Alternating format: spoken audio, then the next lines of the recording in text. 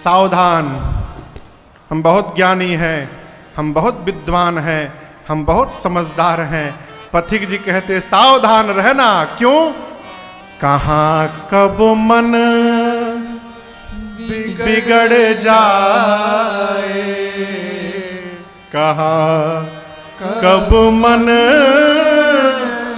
बिगड़ जाए, विचारों का भरोसा क्या। इसलिए नित्य सत्संग की आवश्यकता है। मनुष्य के स्वभाव को महापुरुषों ने, क्षमा करिएगा, कुत्ते की पूंछ बताया है। भैया मनुष्य का स्वभाव क्या है? कुत्ते की पूंछ। आप बताओ, कुत्ते की पूंछ सीधी होती है कि टेढ़ी? कहिए कहिए। टेढ़ी। कुत्ते की पूंछ टेढ़ी है। सत्संग क्या है? सत्संग पाइप है। हम लोग छोटे थे और जब कलकत्ता से भैया गांव जाते थे दीदी, तो गांव में एक मिठाई मिलती थी, फोफी। पापड़ जैसी होती थी, गोल गोल, लंबी लंबी, पीले रंग की, लाल रंग की और हरे रंग की। तो हम लोग उसको अंगुलियों में लगा लगा के खाते थे। यहां भी मिलता होगा भैया, खाए हैं फोफी? यहां कुछ और नाम होगा उसका। हाँ, पोना, पोना, पोना। हाँ हाँ, जो भी आप कह रहे हैं वही है। हाँ, फोफी बीच से खोखली होती है, पाइप, लोहे की पाइप। कुत्ते की टेढ़ी पूंछ को लोहे की पाइप में डाल के बांध दीजिए, तो पाइप में गई तो पूंछ टेढ़ी रही कि सीधी? आप बताओ। सीधी हो गई।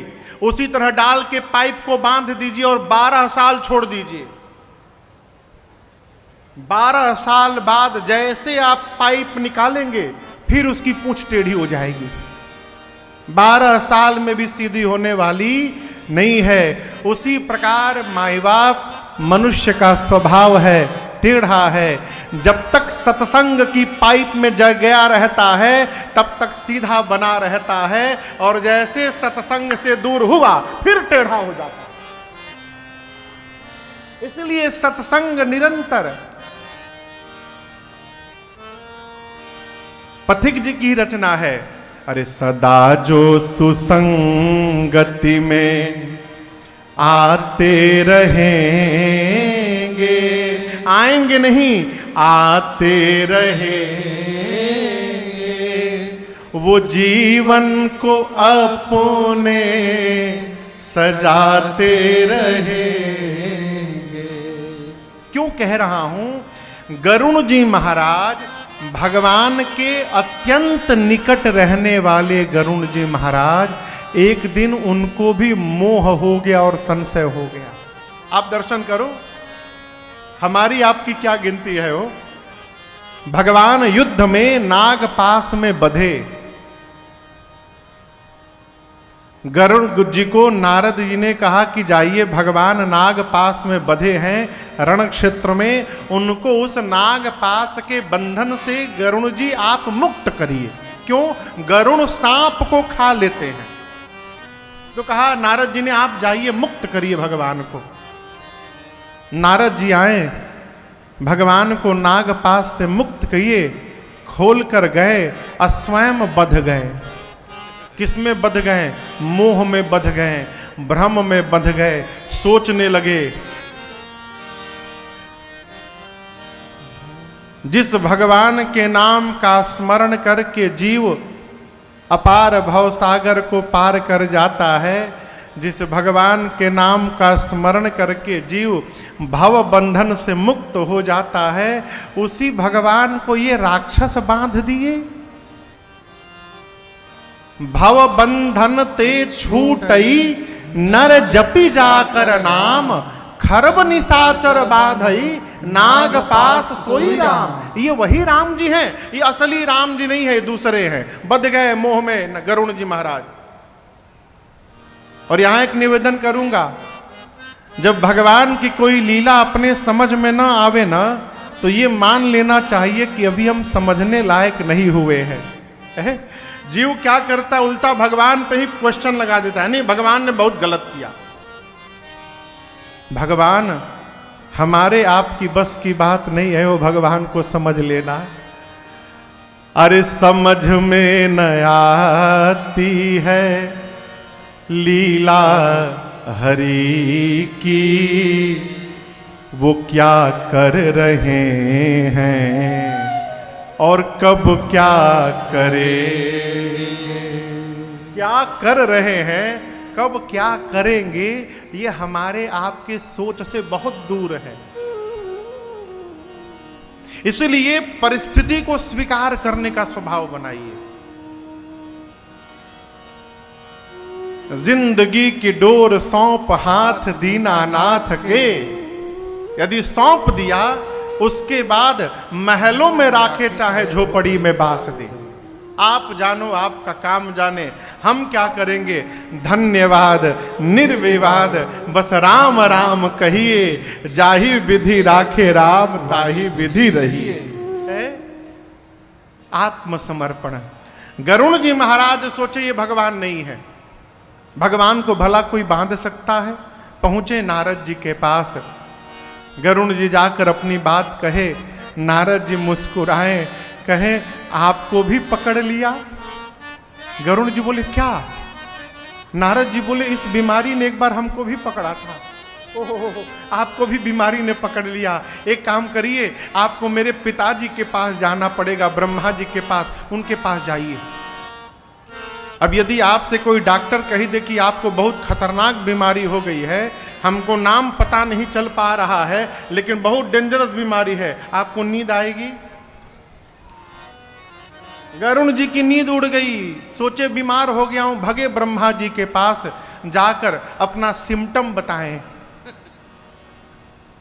ब्रह्मा जी मुस्कुराए, बोले पकड़ लिया, आपको भी पकड़ लिया। गरुण जी बोले जो बोलता मिलता है कहता है पकड़ लिया, क्या पकड़ लिया? ब्रह्मा जी बोले जिसने हमको पकड़ा था एक बार, इस बीमारी ने हमको भी पकड़ा है एक बार। एक काम करिए, आपको स्पेशलिस्ट के पास जाना पड़ेगा। इस बीमारी के स्पेशलिस्ट है शंकर भगवान, उन्हीं के पास जाइए। गरुण जी भगे कैलाश की ओर, शंकर जी बीच रास्ते में मिल गए। गरुण जी ने कहा कि न ब्रह्मा जी ने आप ही के पास भेजा है बाबा, बहुत बड़ी बीमारी हो गई है, आप दूर करेंगे। शंकर जी बोले कि लक्षण बताओ। गरुड़ जी सिम्टम बताएं। शंकर जी बोले पक्का पकड़ लिया है। गरुड़ जी बोले दूर करिए। शंकर जी बोले कहाँ दूर करे, चेंबर तो हमारे कैलाश में है, आप रास्ते में मिले हो, रास्ते में कैसे दूर कर दे। हाँ लेकिन एक उपाय बताता हूं, आपकी ये बीमारी जाएगी कैसे वो मुझे पता चल गया। आपका जो संशय है ये कैसे समाप्त होगा मुझे पता चल गया। गरुण जी बोले कैसे समाप्त होगा? शंकर जी बोले गरुण जी तबहि होई सब संशय भंगा। कब? जब बहु काल करिय सतसंगा। हे पक्षीराज गरुण जी महाराज, आपका संशय तभी समापन की ओर अग्रसर होगा। कब? जब एक दो दिन नहीं बहुत काल तक आप निरंतर सत्संग करेंगे तो आपका संशय समाप्त हो जाएगा। अब गरुण जी पड़े परेशान कि प्रभु इतना लंबा सत्संग कहाँ होता है। शंकर जी बोले एक स्थान है जहां दिन रात केवल भगवान की कथा होती है। ऐसे स्थान पर आपको भेज रहा हूं गरुण जी जहां तजी हरि भजन काज नहीं दूजा, जहां भगवान के भजन को छोड़कर दूसरा कोई काम नहीं है। कहां? नीलगिरी पर्वत जाइए, वहां कागभूषुंडी जी महाराज मिलेंगे। उनका एक ही काम, 27 कल्प से वहां भगवान की कथा गा रहे हैं। आप जाइए वहां उनसे कथा सुनिए, आपका संशय भ्रम समाप्त हो जाएगा। पार्वती मैया ने शंकर जी से पूछा, बाबा आप चाहते तो उसी क्षण गरुण जी का संशय समाप्त कर सकते थे, आपने क्यों नहीं किया? शंकर जी बोले, देवी भगवान के निकट रहने वाले जीव को संशय यदि हो रहा है तो आप समझिएगा वो संशय हुआ नहीं है, जानबूझकर भगवान ने उसको संशय में डाला है। क्यों? होई कीन्ह कबहु अभिमाना, सोई खो वै चह कृपा निधाना। अवश्य गरुण जी महाराज कभी न कभी जीवन में अभिमान किए होंगे और आज भगवान इनको संशय भ्रम में डालकर उस अभिमान को समाप्त करना चाहते हैं, इसलिए मैं बीच में विघ्न नहीं बनना चाहता था, मैंने उनका संशय दूर नहीं किया। पहला कारण। दूसरा कारण, गरुण जी महाराज पक्षी हैं और जिनके पास कथा सुनने के लिए मैंने भेजा है वो कागभुषुंडी जी भी पक्षी हैं। एक पक्षी को पक्षी की भाषा ठीक से समझ में आएगी, इसलिए मैंने नहीं सुनाया, उनको कागभुषुंडी जी के पास भेज दिया। कागभुषुंडी जी के आश्रम की ओर बढ़े गरुण जी महाराज और आप दर्शन करिए। अभी कागभुषुंडी जी का दर्शन नहीं हुआ, उनके आश्रम का केवल दर्शन हुआ। कल्पना करिए ये पांडाल आश्रम है, ये पांडाल कागभुषुंडी जी का आश्रम है और इस मंच पर बैठकर कागभुषुंडी जी कथा गाते हैं। शंकर जी बोले थे पांडाल के भीतर जाइएगा, बैठिएगा, कथा सुनिएगा बहुत काल तक, तब संशय समाप्त होगा। गरुण जी महाराज आए, पांडाल के भीतर नहीं आए, अभी केवल पांडाल को देखा, यानी आश्रम का दर्शन प्राप्त हुआ और सारा संशय समाप्त हो गया। जिस आश्रम में भगवान की कथा निरंतर हो रही है, कथा होते होते उस आश्रम की इतनी महत्ता हो गई, इतनी महिमा हो गई कि उस आश्रम का दर्शन प्राप्त हुआ और कागभुषुंडी गरुण जी का सारा भ्रम समाप्त हो गया। मन में सोचे आश्रम के दर्शन से संशय भ्रम समाप्त हो गया, तो जब भगवान की कथा श्रवण कर लूंगा तो क्या परिवर्तन होगा जीवन में। कागभुषुंडी जी के पास आए, कागभुषुंडी जी ने उनका स्वागत किया, बिठाया, पूजन किया और यहाँ दर्शन करिए। हम उस देश में रहते हैं माई बाप जहाँ का कौवा भी मीठा वचन बोलता है, ये भारत की महिमा है। भारत वो भूमि है जहां कौवा भी आकर यदि भगवान के भजन में लग जाए तो उसकी वाणी में भी मधुरता आ सकती है। हम तो आप मनुष्य हैं साहब, करी पूजा समेत अनुरागा, मधुर बचन तब बोले कागा। कागभुषुंडी जी ने मधुर वचन में कहा, हे राजा जी, हे पक्षीराज गरुण जी, आप क्यों आए हैं यहाँ पर? तब गरुण जी बोले, सुनहु तात जेहि कारण आयौ, सो सब भयउ तरस तब पायौ। सुनहु तात जेहि कारण आयौ, सो सब भयउ तरस तब पायौ। देखि परम पावन तव आश्रम, गयो मोह संशय नाना भ्रम। देखि परम पावन तब आश्रम, गयो मोह संशय नाना भ्रम। अब श्री राम कथायति पावनी, सदा सुखद दुख पुण्य नशावनी।